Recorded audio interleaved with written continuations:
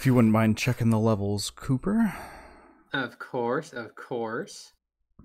So that way there's no feedback on the stream. Have you ever thought about playing the audio through your actual speakers so that it just goes back in your microphone and then just a feedback loop? Yeah, that sounds like a yeah. I've tried that. Some of the that's why the couple of the episodes that we have aren't available. It just didn't work. 5D audio. Yeah, that's like you're really there. It's one way to say it. Yeah, looks like we're good. We're on. Sweet. Oh, a little tuckered out. Yeah. Had a bougie day. What'd you do? I went and hung out with my girlfriend and did some shopping and came back and did all the dishes, folded all the laundry. I've been cooking, chopping salad right now. My salad. I don't know, just kind of making something up. Put in some radishes, cucumber, sweet peppers, can of chickpeas. Thought there was something else.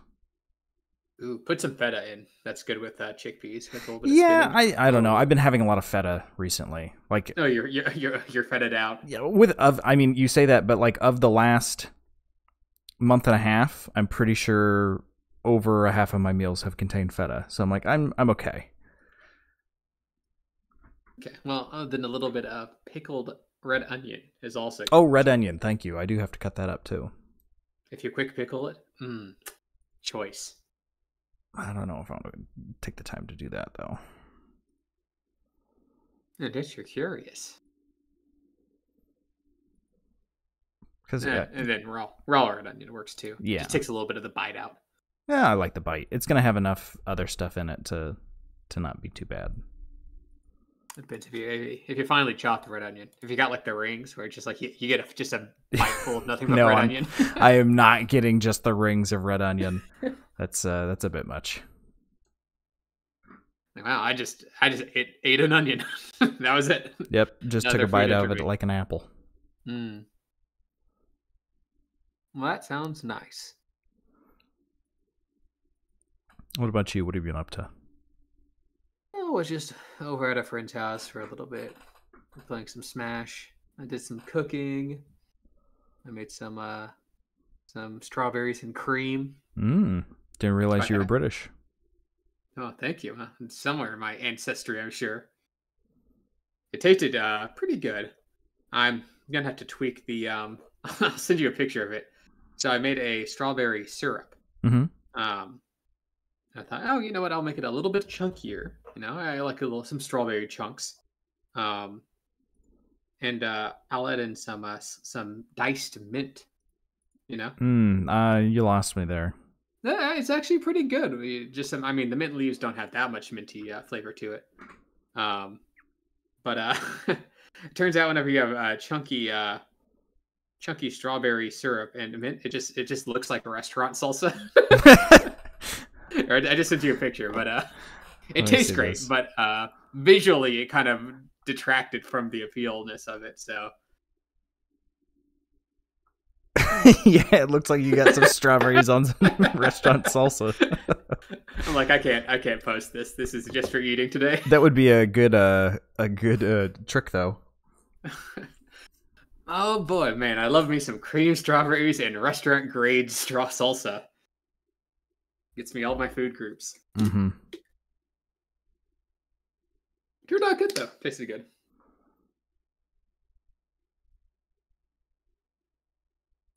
Also, it's like some homemade cream. Yeah. Especially now that we have an electric beater. You didn't have an electric beater before? No, I've tried to make meringues by hand, but it's tough. Hard to get to stiff peaks. Yeah. You're doing that for like 10 minutes. Or you let the machine do it for you. Yeah, I mean, I find the electric one is much easier to use. I do need to get some whisk attachments for it, though. I don't have whisks. It doesn't have a whisk attachment? That's interesting. No, it's a electric mixer that my parents got during their wedding. So my mom used it as me moving out as an excuse to purge some of her old kitchen stuff and get new stuff, which, I would have done the same. I remember my parents did the same thing. They had a blender that they had from their wedding that they never used. It was called like the pulverizer or something. And I plugged it in and tried to use it once. It instantly started smelling like burnt rubber. I'm like, I'm not going to eat whatever's in there. So, rest in peace, pulverizer. That reminds me of that post online I saw somewhere a long time ago saying they had a rice cooker that always produced the most deliciously kind of like crackled bacon flavor rice, and they could never figure out why. And then one time they opened it to clean it, and it was just filled to the brim of fucking dead, singed lizards. Lizards? Yeah. The hell? They lived in like a hot climate, right? I guess. I don't know how you didn't notice that you had a bunch of lizards in there. I mean, they crawled in there to live, and then they They started up the the rice cooker and just killed them. Well, I guess there's not really worse ways to go than that sounds horrible. Being burned alive? Yeah, no, that's probably one of the worst. Yeah. Did I at least die for a good cause? Well, they want to make rice. So no. But you made the rice taste really good, so... I like that just the way. That's my segue phrase. Yeah. To what? So welcome back to this week of Audio Shop. Oh, right, we do a podcast. All right, yeah. We don't just do a food podcast. Welcome back to Audio Shop Podcast. This week we are looking at Astro Lounge by Smash Mouth. Since we just had a sadly lost the lead singer. Yeah, Steve Harwell, who passed away recently. So we decided to do a review. We've actually already reviewed their first album, so we'll be listening to Astro Lounge, which is their second album. It's got a special little song on it as well. That you might recognize, but we'll get to that in good time. I'll give a quick little background spiel on the band, then we'll get into it. So for those of you who don't know, Smash Mouth is an American rock band from San Jose, California, formed all the way back in 1994 with Steve Harwell, who passed away, Kevin Coleman, Greg Camp, and Paul DeLees, who is actually, now Paul is the only member of the original band, still in the band. They've done a bunch of covers. They're kind of known for their aggressive 90s ska style. Very 90s band. But Astro Lounge, as we said, is their second studio album, released all the way back in 1999. And it has arguably one of the group's most well-known songs, which again we'll get to, which nearly topped the U.S. Billboard Hot 100. But Cooper Walking on the Sun isn't on this album. That's true. That's a good song, but that's on their first album. We're talking about their second album. But yeah, so we'll jump right into it, I think. Yeah. With track number 1, Who's There? Sorry, OBS is not responding. There we go, I got it. And this is Who's There, not the more famous ELO song, Who's That? Yeah, that's completely different. This is space-themed. ELO has never touched that. There's also no farting sounds in this one. That's a shame. But no, I guess they kind of did... I mean, I guess they went right in with the Astro Lounge theme, right? Yeah, real retro futurism sound going on here. It's got that 50s, wobbly space sound effect, radio signals. Got the bleeps, the bloops, and the whoops going on in the background. The hippin' and the hoppin' and the bippin' and the boppin'. No, hold on, Cooper. We don't want to reference him. Who was that? I was just making some funny character. Yeah. It was no real world analog. Uh-huh. But yeah, I wasn't really sure what to expect with this. I mean, I've listened to some Smash Mouth, but I've not gone through the discography. And it was a nice little. It was much calmer than I thought it was going to be. Yeah, still got Steve's kind of gruff main vocals. I mean, he has a very distinctive sing style. I would say it's very distinctively 90s. Yes, extremely. Yeah, this one's a lot more sci-fi than you'd expect from a... Yeah, and his vocals almost don't fit, but they do most of the time. But there's just sometimes where it's a little weird. The chorus feels a bit too soft as well for the rest of the song, tone-wise, that is. Overall, it's got a nice beat to it, but I don't know, it just... I wanted it to be gruffer, if that makes sense. It's an interesting opener. Maybe not indicative of the rest of the album, but I guess it sticks to the theme. Yeah.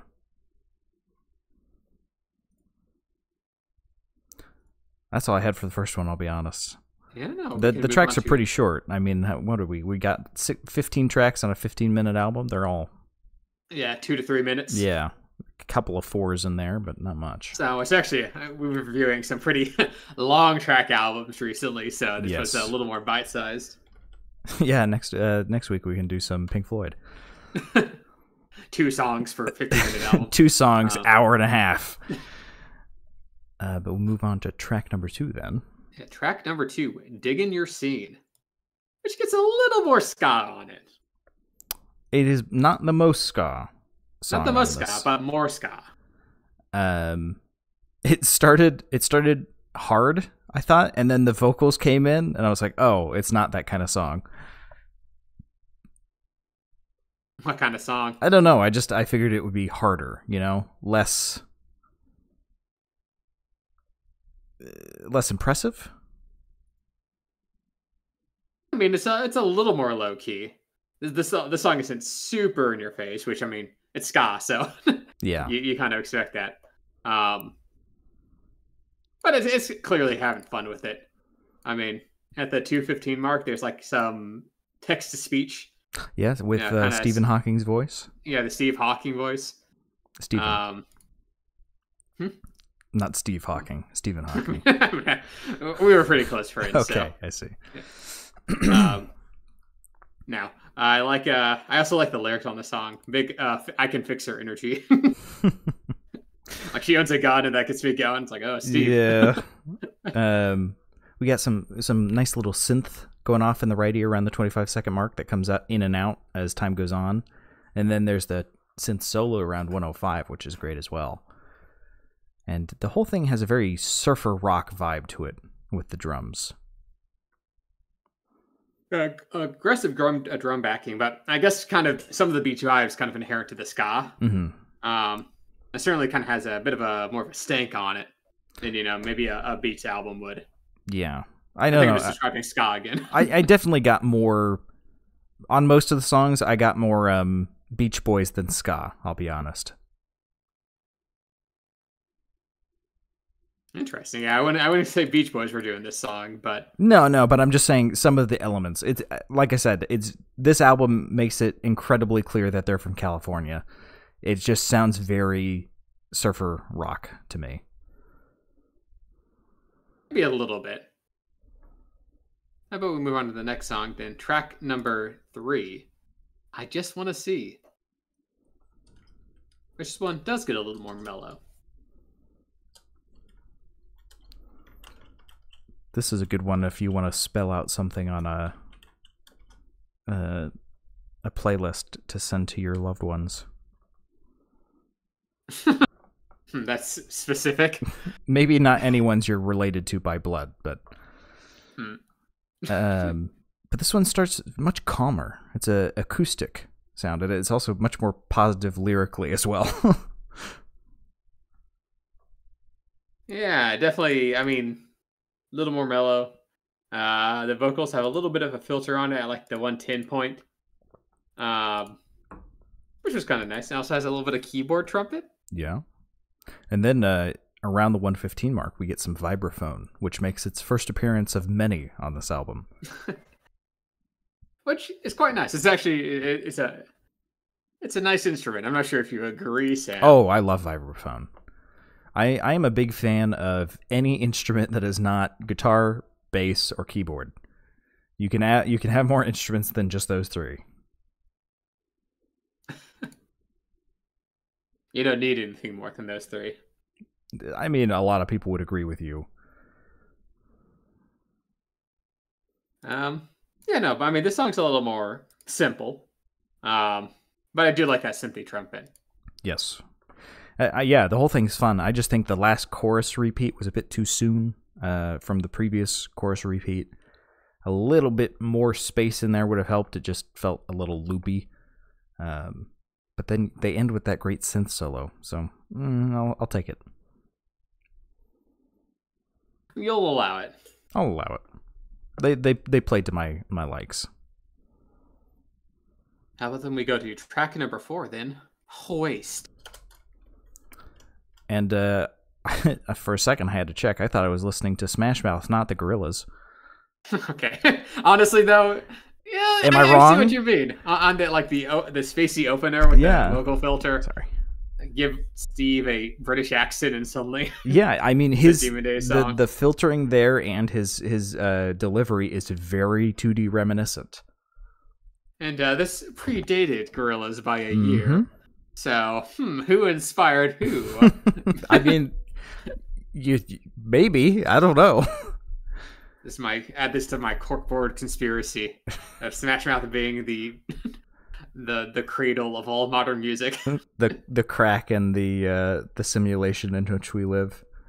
You know how they say, like, if you trace DNA back, you know, we all descend from like some woman in Africa from like 300,000 years ago. Is that but Smash Mouth? But how's that work? Music's been around forever, and Smash Mouth wasn't around until but it wasn't the good. 90s. It wasn't good until after Smash Mouth. I see, okay. I remember listening to a song before 1999, garbage. They barely even know how to play the instruments. But Walking on the Sun came out in 97. Huh? What? That's still, archaeologists are still debating whether it was before or after this album. Okay, alright, whatever. But this one opens up around the 1 minute mark, and it kind of feels like it earns it. You'd think a minute build up in a 3 minute song would be too much, but I felt like it worked pretty well. Yeah. Song structure for such a, short, kind of obviously poppy song, but like I said, that when it breaks open, it breaks open. Yeah, I mean, it's not going crazy. It's still quite chill, but it's more open than it was previously. And we lose the vocal filtering and all that. Yeah, Steve's gravelly vocals are somehow fitting to this kind of mournful, wistful tone. Like I said, 2D. Have you listened to the Now? And that is a good album.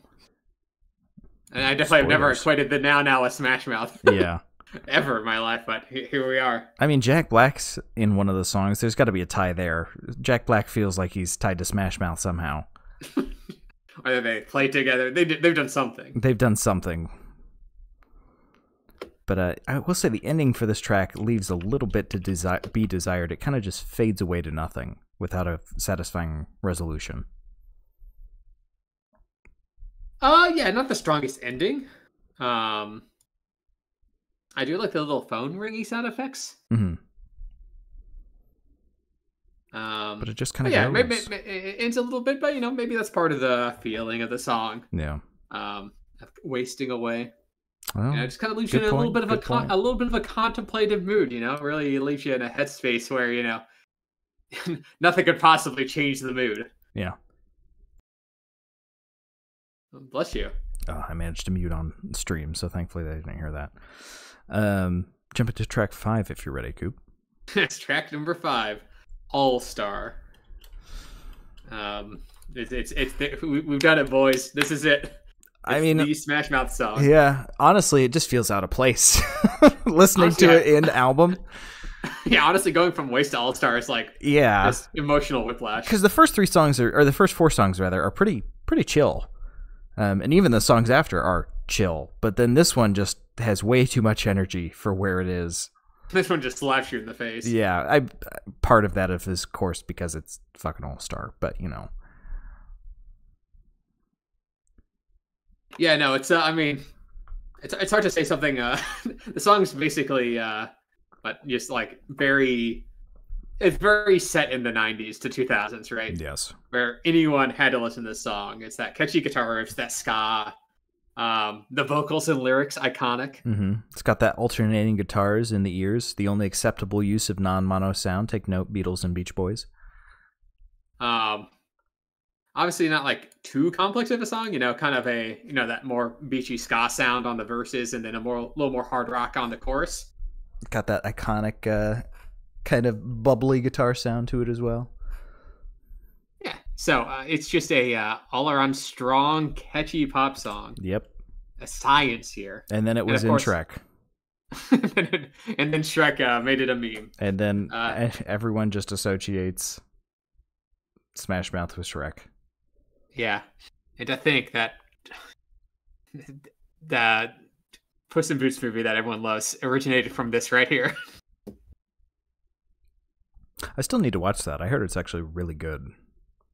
For a sequel to the spin-off to a quadrilogy of animated movies from the 2000s, it's pretty great.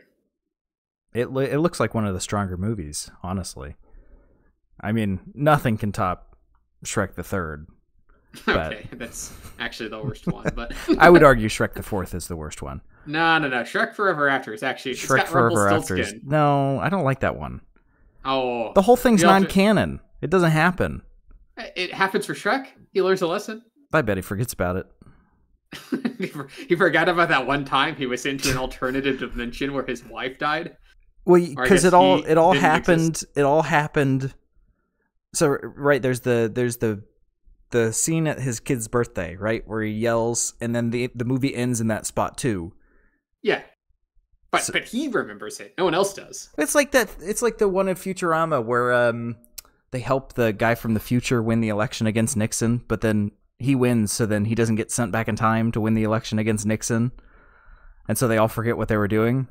Look, it's like that. It's just the Shrek version of "It's a Wonderful Life," right? It matters at the end, but only for the guy.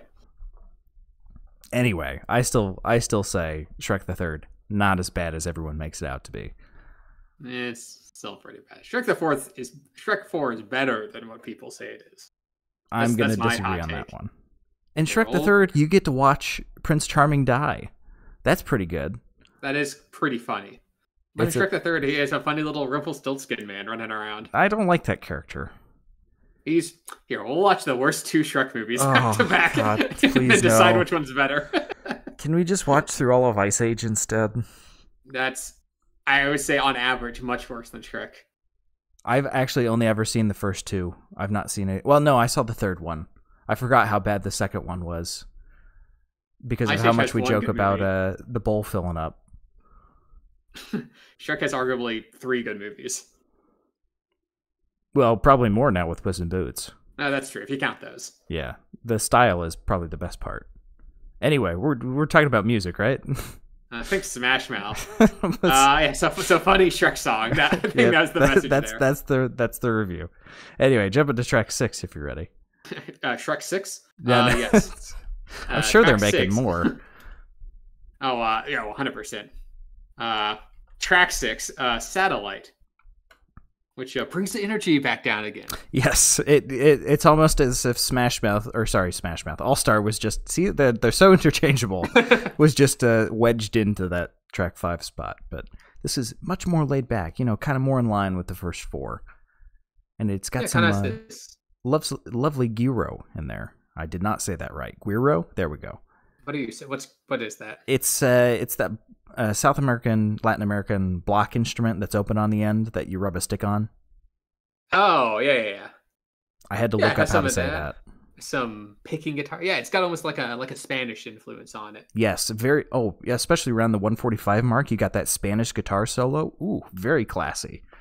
Very nice. They kind of especially kind of dips their toes in some different genres on this album. And this is why I wanted to tag it world. I still cannot say that. It's Spanish guitar. That's world. It's not UK or United States. Yeah, but it's Smash Mouth. So? I do like the little woo woo woo woo breakdown as well on this song. Mm-hmm. This song is I like it. I like the vocal delivery. Yeah, I mean, I'm just a sucker for Spanish guitar anytime, so they won me over with that. I continue to be surprised how Smash Mouth just seems to be having fun with their songs. Mm-hmm. It was the 90s. That's what you did. Yeah? Unless you did grunge and then you hated yourself. Well, that's kind of fun in its own way. Nah, I don't know if they'd admit they were having fun, though. Well, yeah, but you can't. But that's what makes it fun. Yeah. I will say for this one, though, the whispering and shouting doesn't quite fit with the vision this song seems to be going for, but it's not too far out of left field. I think it's a pretty good song. Again, going from Moist All-Star to Smash, or to Satellite is You almost did it, too. I almost did. Odd experience. Yes. I don't recommend it, but... It's like eating a bread that's only... It's like eating a sandwich that's only bread, horseradish, than bread. Just get shocked in the middle there. Don't threaten me with a good time. Oh, God. Okay, let's go on to track number 7. Radio. This one's a bit faster paced. It kind of feels needed after the laid back in the memes. I don't count All Star as being faster paced. It's still quite slow. No, it's a little more intense, a little more driving. Mm-hmm. Man, there's some real surfer strums on the guitar in there. Oh yeah. The surfer and ska influence runs deep in this album. It always seems to be poking his head back in. Which has this kind of this kind of very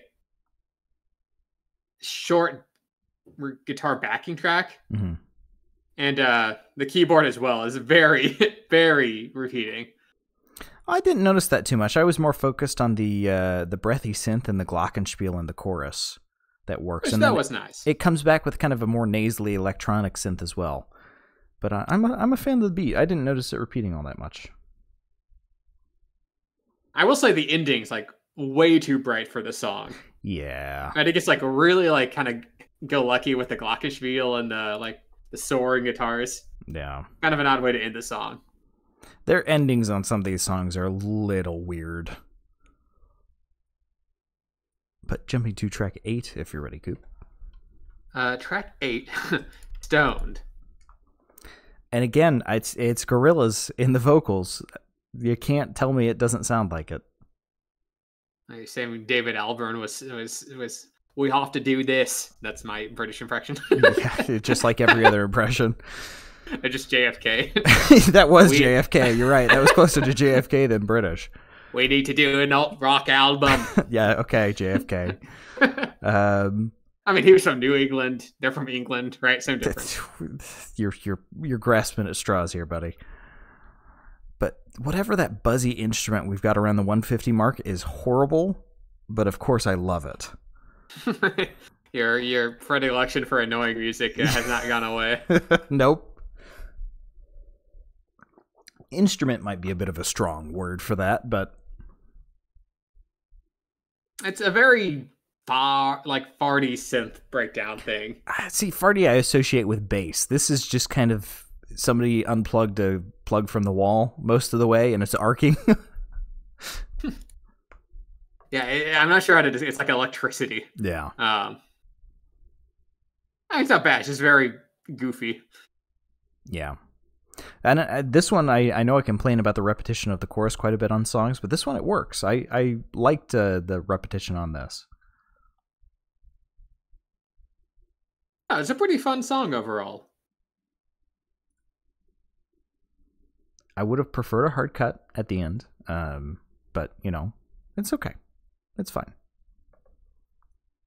So here, we'll go on to track number 9 then. Then the Morning Comes. Some really dirty guitar to start this off. And it's playing a duet with the vibraphone. Yeah, it's interesting. It's almost got like a throwback, like 60s spy vibe. Mm-hmm. Which I quite like, actually. Pretty mellow verse delivery, too. Yeah. We get some kind of 8-bit-esque synthesizer around the 110-ish mark. And then a glimpse of the Walking on the Sun synth around the 120-ish mark. Yeah, I didn't notice that. Or the Monkees. I can't remember. What did the Monkees synth sound like? I haven't listened to them in a long time.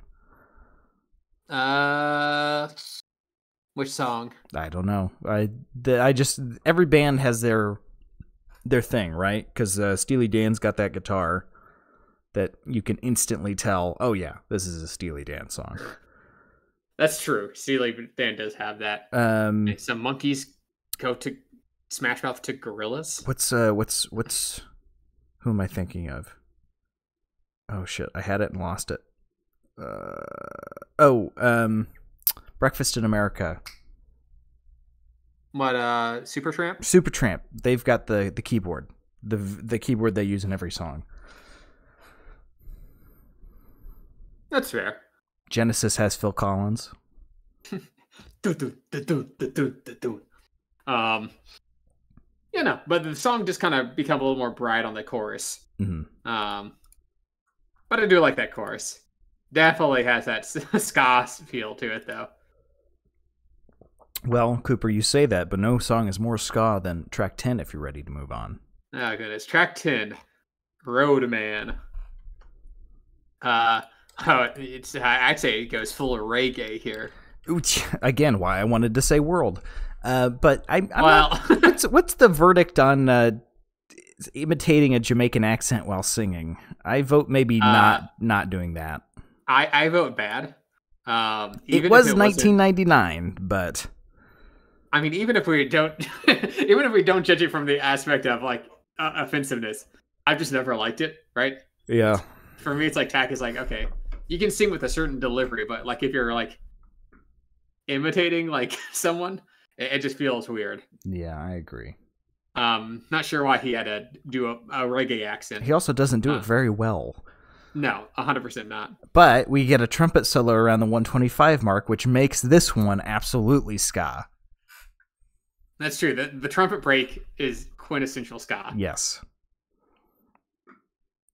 And I wish I had any of the ska memes saved onto this computer so that I could bring them up on screen, but I don't. So many ska memes. Yeah, I mean, the trumpet break's nice, but the rest of the song is like, it's like a little synth in the background, a little bit of sparse guitar, but it's mostly just that accent. Yeah, it's not great. Thankfully, it doesn't last very long. And we can move on to track number 11. Yes, track number 11, Fallen Horses. We got some nice psychedelic guitar warbling away on the left ear. Vibraphone there in the back. Very, very nice. Yeah, interesting song where it's like a lot more full and lush synth. Mm-hmm. Kind of this like melodic or melancholic bass, pining away in the background. Gets to look a little bit rocky, but like the underpinning like xylophone kind of, builds it up a bit. Yeah. And then, well, vibraphone, not xylophone. And then we get a little bit of bitty synth around the 2-minute mark. Just nice. This is the second longest track on the album, but it really does not feel like it. I mean, no track there. At 4 minutes, it's not that terrible. But yeah, but second longest. That's honestly all I had for it. Yeah, I mean, I just appreciate that they go for a lot of different performances on here, right? Mm-hmm. Ska's such a particular sound. It would be easy to just have an album of that, right? And again, it'd just be like eating a tub of feta cheese, a little too strong. At least that would be somewhat enjoyable. This one, they change up the style. So yeah, I would definitely say that this is why I wanted World Cooper. They're going the world tour with Smash Mouth. Jumping to track 12 then. Track 12, Defeat You. This one sounds so much like Walking on the Sun with the cadence to the lyrics. 100%. I'm glad you picked up on that too, because I was sitting here and I'm like, what the heck is... This is just Walking on the Sun, but calm. Yeah, it's kind of like a more low-key Walk on the Sun. I mean, still got that guitar and that ska synth riff. Mm-hmm. And that kind of driving vocal delivery. But then a little more laid back. But then there's that whatever's going on at 145-ish. There's like guitar and whistling in there, but there's so much stacked and layered I couldn't unpack it. Yeah, the chorus is pretty fun actually. Yeah. Like these stacked vocals, then it gets like this kind of like synthy solo breakdown thing, like that bridges back into the verse. Mm-hmm. Competent song structure. And we get some solid synth again. They have a penchant for older sounding style. And it's got a pretty nice like climactic ending as well. Mm-hmm. I will say I'm not a big fan of the backing vocals. They're kind of bland compared to Steve's, but it's probably okay. For the best. Yeah. Can't have all Steve. You could just stack him like Jeff Lynne does. That's true. Hi, Jeff. Hey, Jeff. All right, Jeff. Take it easy, Jeff. Stupidest music video, but I love it. All right, track number 13. Come on, come on. And I forgot this one. I forgot about this song. I knew it very well. I think it's also on.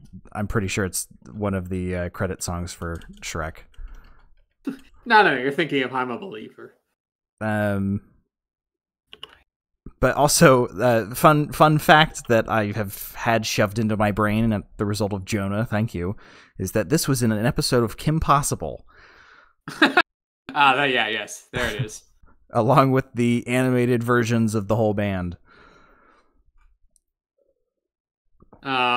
So, I mean, this one's like the most ska, like just straight up ska song out of all of them. But Roadman had like the reggae thing. This one just straight up ska. But it's really fun though, Cooper. Oh yeah, I mean, yeah, ska is by definition fun. And there's no trumpet. That's true. So it's kind of just pop. If there's no trumpet, it can't really be ska. You got that synth organ, obviously the really high energy, light chorus going on, kind of nasally vocal delivery. You get that lovely synth solo around the 130 mark. That's really kind of old school rock organ-y. The timing feels a bit weird since the bass drum drops out, and that was kind of driving the song. It feels like it loses its footing a little bit, but it recovers pretty quick. But man, the end is just kind of upsetting, I'll be honest. I mean, get it? They just stop and the song stops? It's just a really hard cut that doesn't feel like a good spot for a cut. Yeah, I get what they were going for. They said stop, the song stopped, right? Yeah, get it? Yeah, I get it. But the song it's here and there. Yeah, it's gone. Flash in the pan. But hey, it's a good one. Yeah. Let's go on to track number 14. Home. And not the one that's used in every YouTube video that I'm sad that I found out. I found the song and I'm like, wow, I really like this. And then I noticed it was used as the backing track for like every single Talking Head YouTube thing ever. What song are you talking about? It's called Home or Going Home. They're definitely not using this song. Hold on. If you start talking and I'll look through my favorites in YouTube, it's there because I actually enjoy the song before I found out about its uses elsewhere. Yeah, this one is, I mean, the next song, the last song on the album is like a cover. So I guess this is like the thematic closer of the album. So I guess like the opener was kind of spacey and this one's kind of like, got like creepy island alien vibe. I don't really know how to describe it. It's like obviously going for something that's a little spooky, but also kind of, tropical, but also spacey. Very odd mashing of genres on this song. Sorry, it's We're Finally Landing by Home is what it is. That's by Home. But listen to it and you'll recognize it. But yeah, his vocal stylings really don't suit this song, or whatever he's trying to do doesn't work, I don't think. Dislike it. It's interesting. I think it's interesting. It's not great. It's the only song that has a female opera performance on it. Yes, I give points for that. Also for the old rock organ and the theremin in the chorus. So this one they really just threw whatever was left over on it, which mostly works, honestly. I will say I was not a fan at the start, and by the time I got to the end of it, I was like, you know what? Actually, yeah, I quite enjoy this song. So, not sure. More like out of this world music, am I right, Sam? Nice. Thank you. And we'll finish it off then with track number 15 here. Can't Get Enough of You, Baby. Cooper, save it for after the podcast. Okay. Another big hit from the album, and kind of like how their first album ended with a cover, this album is with a cover. Yeah. Again, just one hell of a surfer song. You get hit with a tidal wave within the first 20 seconds. It's so beachy, the Beach Boys are suing. Yeah, I mean, this is song has been ska-fied to hell, but it's still pretty fun. Yeah. It's a good song. Great synth solo again around the 130 mark. Sorry. Just a tad awkward at the ending of the song, though. Maybe a little bit, but, you know, I like that synth performance. Yes, quite. It's quite your good. Walking on the Sun synth. Yeah. I just want to go listen to Walking on the Sun now. That is a good song. Might as well be walking on the sun. They somehow found an instrument that sounds like his voice in spirit. Yes, that's a very good comparison. Like if Steve had turned into an instrument, he would have turned into that synth. Yep. I've never heard anything more accurate in my life. But no, that's the end of the album. Yeah, that's the album. So Cooper, what would you say your least favorite track is? Because I think we're going to agree on this. It's probably got to be Roadman, right? Yeah. Even without the accent, it's not a great the song. poorly done accent. And the trumpet solo is nice. I'll give it that. Yep, it is the most ska song on the album because it's the only one with a real trumpet. I also didn't really care for Radio. I thought that was a not a great song either. I liked it quite a bit. What about you, Sam? Roadman? Yeah, Roadman. Yeah, for all the reasons we listed. But what's your favorite, Cooper? What would you say your favorite song on this album is? I mean, Pavlovian-wise, it's probably All-Star. Wow. It activates some sort of neuron in my brain. And I say I'm a basic bitch. Look, I didn't say it was the right decision. I said it was my decision. It's just, you know, my VHS copy of Shrek has been worn. Listen, so it's just like embedded in my brain. First my man psyche, to ever wear down a DVD. It's just completely smooth. But I also really liked Waste in terms of like a completely opposite end of the spectrum. Yeah, it is a good song. I don't know if I'd put it among my favorites of the album. What would you put as your favorites? I think I gotta say Satellite. I'm just a sucker for Spanish guitar and how out of left field that came and how well it was done. I'm impressed. I've quite like that song. I mean, Come On's probably a close second. I like Come On more than All Star, I think, but maybe just because I don't see All Star as a song so much as a meme. It's transcendent music, is that what you're saying? Well, you know, I've got that list of. It's not a cliche song; it's a meme song, right? Because I've got that list of cliche songs that they're songs, but they're bad because of how much they're played. Crazy Train, fine song, fucking hate it because it's played everywhere all the time. We Will Rock You, hate that song. We Are the Champions, hate that song, even though that's the same song. It's just there's those songs that are played to death that you just hate. All Star isn't there because it's too funny. But I just can't pick it in my right mind. If I had to pick one song on this track or on this album to save from getting wiped from existence, yeah, I'm going to pick All Star. But you're saying it as cultural importance. Yes, exactly. It'd be like the burning of the Library of Alexandria. Future generations would only weep knowing. Yes. Just as much information would be lost. It's like old historical texts that like reference some sort of lost like some reference text that had like a bunch of information, but you only get snippets of it because they reference it. Exactly. Oh, we lost the original. Who is this green man and why is he opening a porta potty door? Who is the sum and what did they tell Body? Well, that's the album. I think it's your turn for the rating system, Cooper. I think I did it last time. Well, of course. I mean, here at the Audio Shop podcast, we have never seen a car in real life. Nope. I hate to admit it. You're probably thinking, well, that can't be possible, right? But no, we don't live by any roads. I don't leave the house. I'm terrified. I get all my groceries delivered by drone. It's in the car. Um, and frankly, whenever I walk near a road in the few instances I have, I close my eyes and just kind of hope for the best. I mean, Cooper, you're the reason that drone technology has taken off so much because you refuse to get it delivered any other way. Yeah, I have no less than 20 drone deliveries a day. I'm massively in debt. But so, of course, we decided to name our music podcast after Audio Shop. We're at the tip top, the cream of the crop. You got showroom. This is the best of the best. And then all the way at the bottom, you got the scrapyard, the ooh, yuck, get it away from me, bottom of the barrel, junk that you never want to listen to again. Then you got like new, fixer-upper, used rental. Give it a high or low in between there, kind of depending on our mood. So, Sam, what would you rate Astro Lounge by Smash Mouth?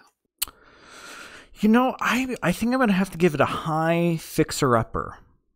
None of it was horribly bad, but none of it was amazingly good. It was just very middle of the road, right? The highs and lows are kind of subdued. It's not like Fushu Mang, which kind of hit me on a left field and really surprised me with how much I enjoyed it. This was just like, okay, yeah, it's there. Nothing's amazing. I'm not going to be looping it forever like I do with Walking on the Sun, but it was good. You should listen to it. But I'm not sure it's quite into that like new range. Maybe a very, very low like new. But I'm going to stick with Fixer Upper. What about you? What are you thinking? I'd give it a low like new. Not a perfect album by any stretch of the imagination, but a fun album. It isn't at the point of ska. Have a little bit of fun. And oddly, successful variation of sounds on the album. Not all world music. But more often than not, world music. That's why I go to Taco Bell to get world food. Not all successful, but I think successful enough to give a tentative recommendation.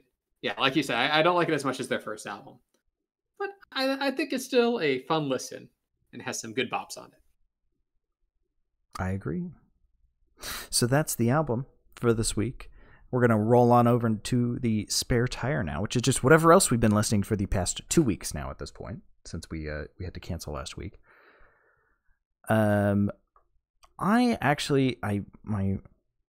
girlfriend turned me onto a band which I need to listen to more of. I only listened to the one song. I got to find it now. Jesus, we text a lot. Oh, was it there? Yeah, it was. Hold on. I'm opening it. Shut up. It is Polyphia. I don't know if you've heard that band, Cooper. Like a math rock band? Probably. But it was Playing God is what she sent me. And, oh boy, it is just instrumental. And they are really good at playing their instruments.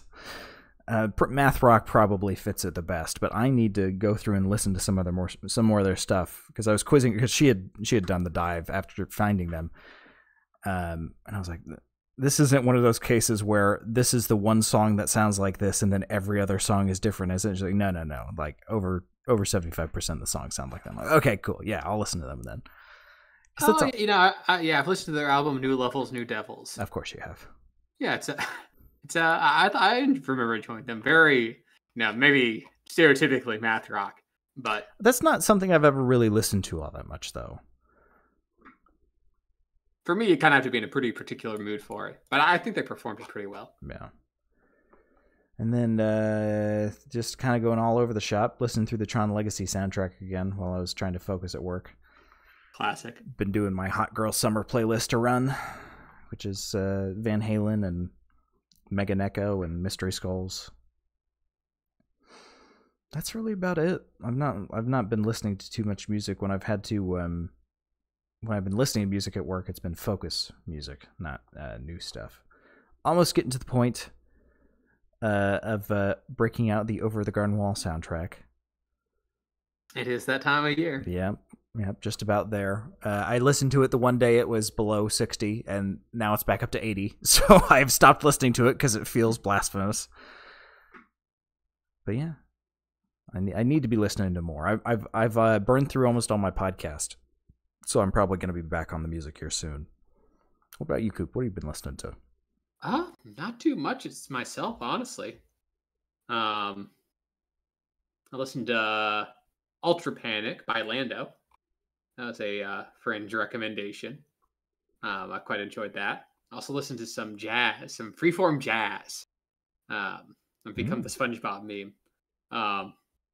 Called Gathering by Tomoke Baba, which I also quite enjoyed. But honestly, beyond that, have not listened to too much music this past couple of weeks. Work's just been keeping me busy. So yeah, you have been quite busy. I also listened to Gareth Donkin that you recommended. Oh, how'd you like? I thought he sounded like a young Michael Jackson. Yes, very, very Jackson-esque. Very Michael Jackson-y. He sounds like a young Michael Jackson, but he looks like an old Michael Jackson, meaning that he's white. But yeah, I'm definitely going to listen to some more of his stuff. Although it doesn't really look like he's got. Okay, yeah, this one's a proper album. But yeah, I'm gonna listen to some more. Because Michael Jackson quote, Sam. Huh? Michael Jackson quote joke. You're no comedian's ever gone to that territory before. Okay, well you're dwelling on it now. It's supposed to be a one and done. I'm joking. No, definitely give that album a listen. It's great. Well, Whenever was just a single, right? Or is it from an album? Yeah, it's from his newest album. Tell me something. Came out. Yeah, good album. Wow, it's really short. Sorry, it's called Welcome Home. Sorry, that's the name. Yeah, of the Tell Me Something's only 15 minutes long. It's probably like his EP. It's classified as a single, but yeah, I'm gonna download this album to listen to now. I also grabbed Polyphia's latest album as well from 2022. Yeah, New Levels, New Devils. That's the only one I listen to. That's the only one I can recommend. But this one is Remember That You Will Die is what it is. Oh, good. And Matt good. seems to know it as well in the chat, so I'm in good company. Although Matt does like Dance Gavin Dance, so I don't know. Maybe I'm not in good company. Oh, that was just mean. I know. I'm sorry, Matt. We're never going to listen to that album. But that's the show. That's all we got. If you've liked what you've listened to and you would like to hear some more, scroll down on the Twitch page, click the picture of Jeff Lynne. And then that'll take you to YouTube where almost all the past episodes are. And if you're listening on YouTube and you would like to listen to us live and yell at us in chat like Matt's doing, claiming that he's played Polyphia for me before and I've heard it. I've completely forgotten. Yeah, I just forgot. You can click on the link in the YouTube video description. That'll take you to Twitch. We're live almost every Sunday at 8 p.m. Eastern. And Cooper, I think it's time for us to leave Twitter. All right, make the new account. I'll do it because he's going to start charging here soon, supposedly. And apparently no one there knows how to tell him no. So I think it's time to jump ship. We listened to the violin music long enough. We don't want to be in the negatives in terms of costs on this podcast. We're so far in the negatives already. I'm in hundreds of thousands of dollars worth of debt. I bought this microphone for this 5 years ago. Almost 5 years ago. We're about to go into much more debt. Well, at least I am. I gotta start getting stuff together for the 5-year anniversary. I want to get that sorted sooner rather than later. That'll be a good listen. Stay tuned. Yeah, I've got some. I've had plans for this for years. I'm so excited to finally do it. He's been playing this for the last 7 years. Before we even had the podcast, yeah. No, actually, I got to go upstairs and check the camera to see if I've got video inputs on that, and then we'll have to talk about. No spoilers. No spoilers. We'll have to talk about some of the stuff we got to do for that later. But anyway, thank you guys so much for listening, and we will see you next time. See you later, Shoppies. See you.